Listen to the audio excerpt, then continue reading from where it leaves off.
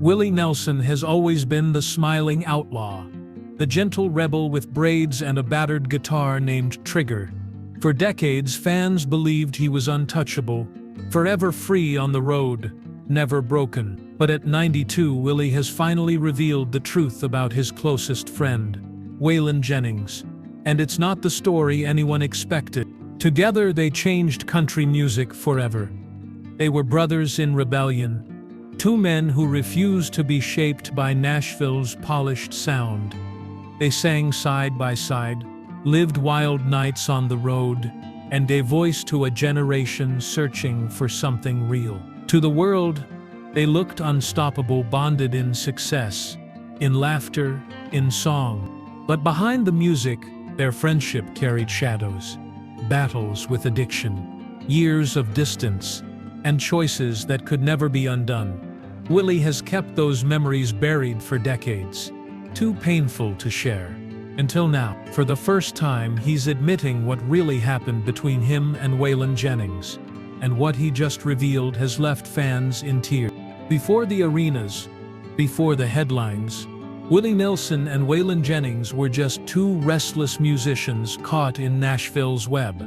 The city in the 1960s had its own formula for success. Clean voices, lush strings, carefully polished recordings. It was a sound built for radio, not for truth. Willie and Waylon both knew they didn't belong in that mold. Willie had already been worn down by the system. His early hits were often reshaped by producers until they no longer felt like his own. He sang in whispers, bent notes, and carried rhythms that didn't always land where the textbooks said they should. Nashville saw imperfection. Willie knew it was honesty. Waylon was fighting the same battle. His voice was raw, steady, a product of Texas grit and long nights in roadhouses. He hated being told what songs to sing or how to sing them. Each time they crossed paths, there was an unspoken recognition. Here was someone who understood. Their friendship began in quiet corners, after-hours conversations, laughter that carried into the early morning, long nights swapping stories about bad gigs and worse record deals. Neither man had much money. Both had fractured marriages, and both carried a sense of being outsiders in their own industry. That shared defiance built a bond. It wasn't just professional, it was survival. By the early 70s, both men had had enough of Nashville's rules. Willie returned to Texas, settling in Austin, where the music scene was erupting with freedom. On Austin stages, there were no producers hovering, no labels demanding perfection. Songs could be messy, stripped back, filled with flaws, as long as they were real. Waylon was drawn down the same path, demanding control over his recordings and refusing to bow to executives. What the industry called reckless, audiences called authentic. This was the birth of outlaw country. More than a genre, it was a declaration. Music should belong to the artist, not the corporations. Willie and Waylon became its leaders, not by design but by necessity. Fans didn't just listen, they rallied, embracing these two men as symbols of freedom and rebellion. On stage, the chemistry was undeniable. Willie's gentle, almost conversational singing played against Waylon's booming, grounded baritone. It felt like two sides of a story being told at once. One vulnerable, one unshakable. Their duets weren't just performances, they were conversations between brothers who had walked the same broken road. Off stage, the bond deepened with every mile traveled, every hardship endured. They became each other's anchor in an industry that often left men adrift. To the public, it looked like triumph. Two outlaws carving their own kingdom, rewriting what country music could be. But beneath the laughter and late-night stages, Willie already sensed the cracks. He could see Waylon's appetite for the extremes, the long nights, the drugs, the endless push to go harder, faster, louder. He wanted to believe they were indestructible, that there would always be more time. Yet somewhere in the back of his mind, a quiet thought lingered. No road lasts forever. In those early years of outlaw glory, the seeds of regret were already being planted. The world saw legends rising. Willie saw a brother racing towards shadows he couldn't hold back. And though their music carried the sound of freedom, it also carried an unspoken truth, that one day the freedom they fought for would come at a cost neither of them could escape. By the mid-70s, Willie Nelson and Waylon Jennings were no longer just names on the country charts. They were symbols of a movement. Outlaw country had grown from an idea whispered in Texas bars into a national force. And these two men stood at the very front of it. In 1973, Willie released Shotgun Willie. It wasn't polished, and it wasn't meant to be. Loose arrangements, raw energy, and the feeling of musicians playing the way they wanted, not the way executives demanded. Critics didn't know what to make of it, but fans did. It was freedom captured in vinyl. Waylon was taking his own stand, breaking contracts, demanding control over his sound. Every decision he made, even the reckless ones, carried the same message. The music belonged to the artist. Together, Willie and Waylon were rewriting the rules. The world finally caught on in 1975. Willie's Red-Headed Stranger shocked Columbia Records with its stark simplicity. No lush strings, no elaborate production, just bare emotion. The label doubted it, but fans embraced it. When Blue Eyes Crying in the Rain earned Willie his first Grammy, the debate ended. His way worked. Meanwhile, Waylon's Dreaming My Dreams brought him his first #1 album, proof that audiences were hungry for truth, not perfection. Then came the landmark moment in 1976. Wanted, the Outlaws. Willie, Waylon, Jesse Coulter, and Tompel Glazer banded together, and the result became the first country album to ever go platinum. The songs carried the grit of the road and the ache of hearts that had lived too much. Mamas Don't Let Your Babies Grow Up to Be Cowboys, Willie and Waylon's duet, became an anthem. It wasn't just about cowboys, it was about them, men who couldn't settle down, who lived by their own rules, and who paid the price for it. For fans, it was the golden age.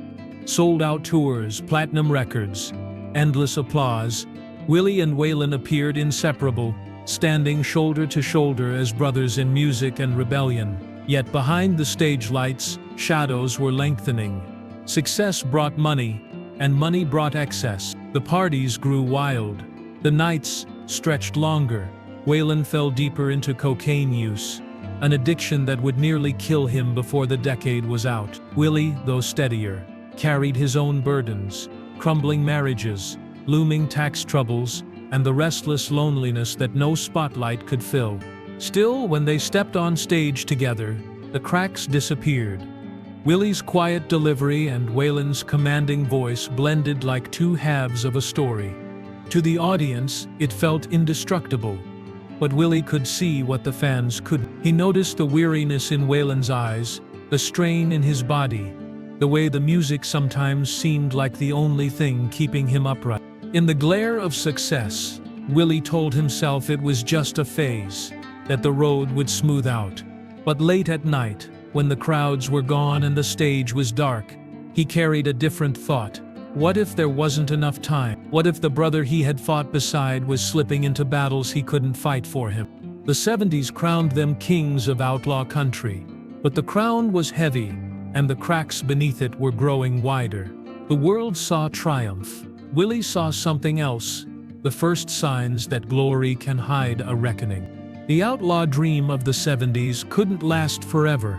Success had lifted Willie Nelson and Waylon Jennings to heights they had once only imagined, but it also exposed the fractures they could no longer ignore. By the dawn of the 1980s, the cracks in their lives and their brotherhood were impossible to hide. For Waylon, the fight was personal and unrelenting. Cocaine, which had once seemed like fuel for the road, had become a chain around his neck. His habit cost him millions of dollars, wrecked his health, and left him exhausted even when he wasn't on stage. Friends recalled nights when he barely had the strength to finish a set, his body trembling beneath the spotlight. His deep baritone still thundered across the speakers, but behind the scenes he was unraveling. Willie carried different battles. His free-spirited life had left behind broken marriages and children caught in the crossfire of his absence. The IRS was circling too, building a case that would one day nearly strip him of everything he owned. He smiled for the cameras, wore the outlaw image like armor, but privately he was weighed down by debts, guilt, and the chaos of trying to live on the road without losing himself. The friendship between Willie and Waylon, once so seamless, began to drift under the strain. Willie's schedule was relentless, endless tours, recording sessions, new projects. He was everywhere at once, but it meant he wasn't always where Waylon needed him to be. For his part, Waylon withdrew into his own battles.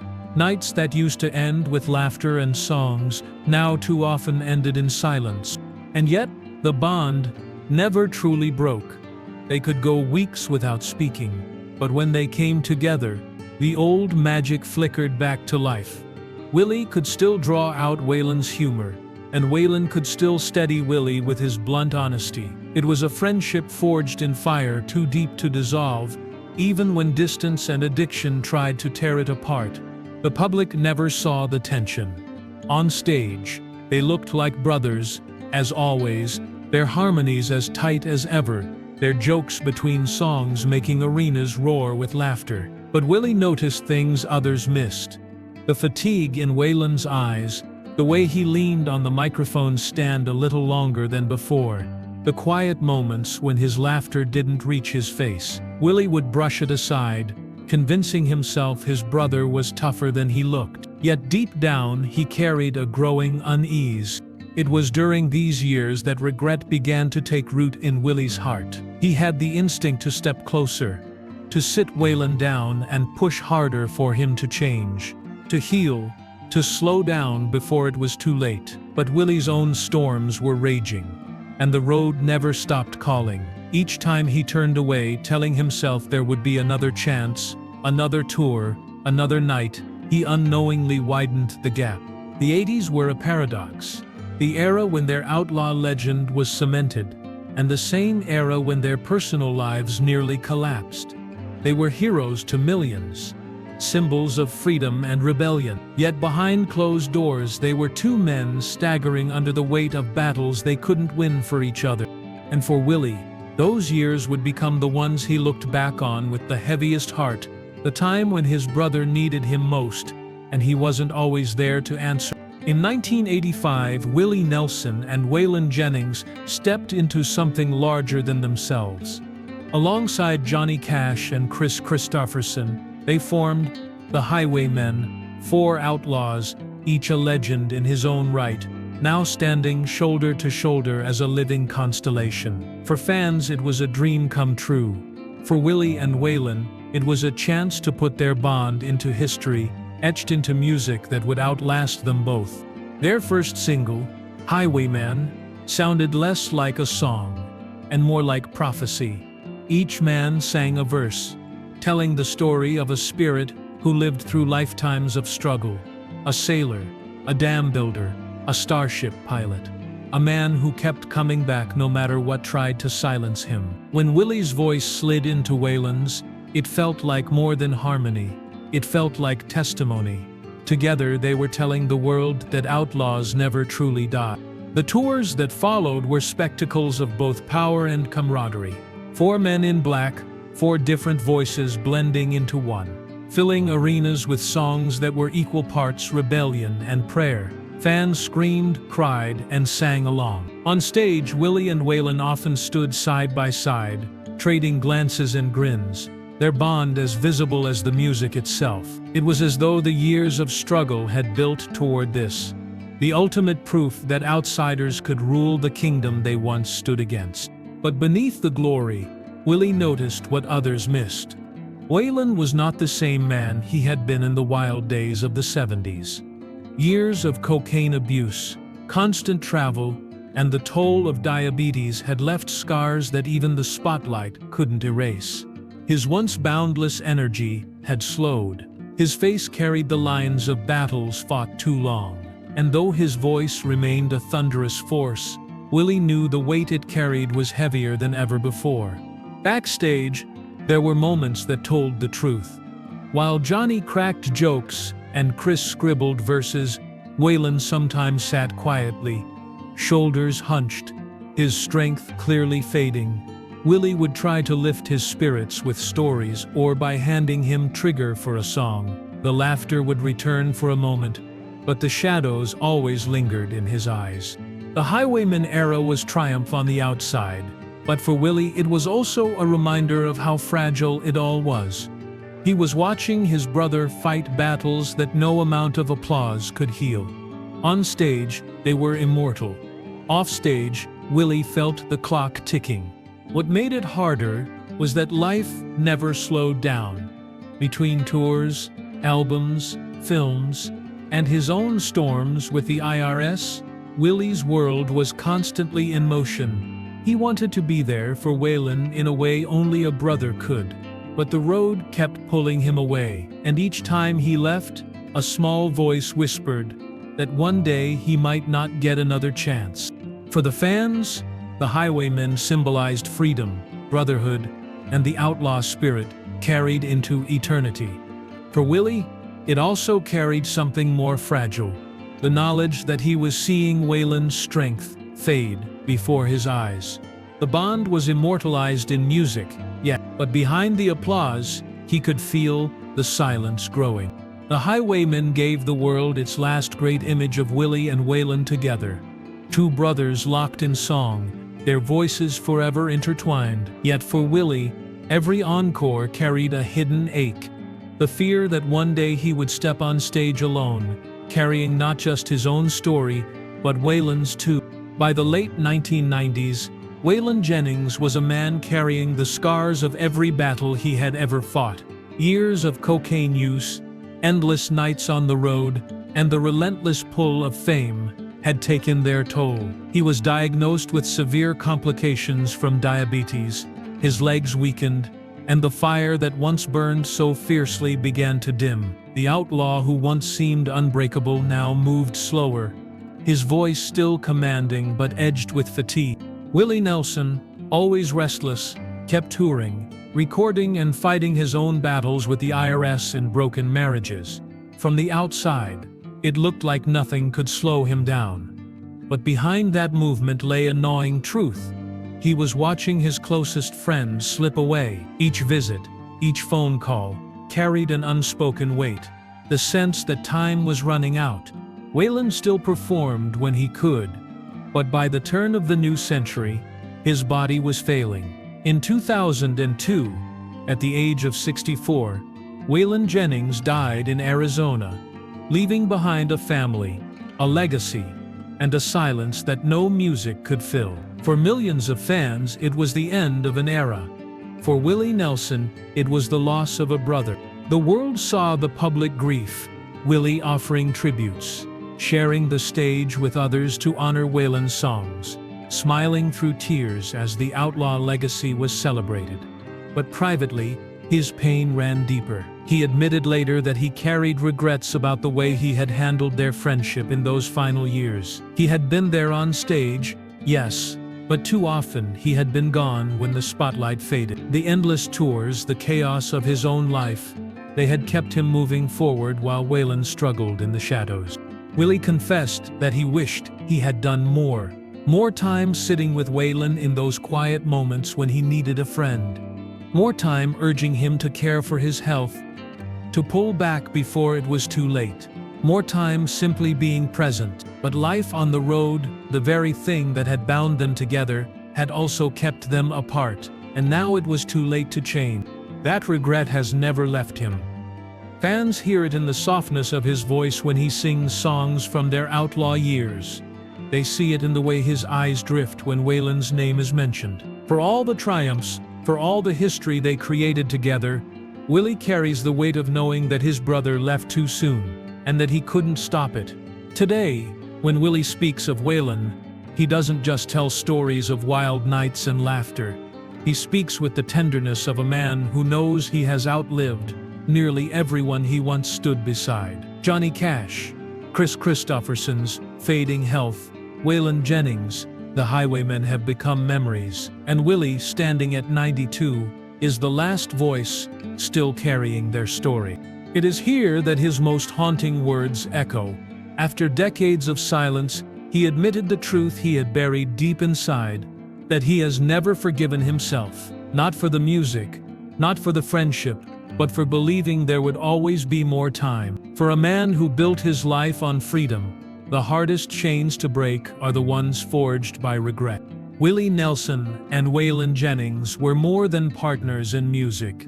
They were brothers, outlaws, and symbols of a generation that refused to be tamed. Together they changed country music forever, stripping away the polish to reveal something raw and unforgettable. Their songs still echo in bars, on radios, and in the hearts of fans who lived those years with them. But behind the legend lies a truth far more human. Success, yes. Glory, yes. Yet also mistakes, addictions, distance, and regrets that could never be undone. When Waylon died in 2002, it was not just the end of an era, it was the moment Willie realized how quickly the road had vanished beneath them. He has carried that weight ever since. At 92, Willie Nelson is the last Highwayman still standing. And though his music continues to soar, he admits the one truth that haunts him most. He cannot forgive himself for believing there would always be more time. For more emotional stories, check out this video.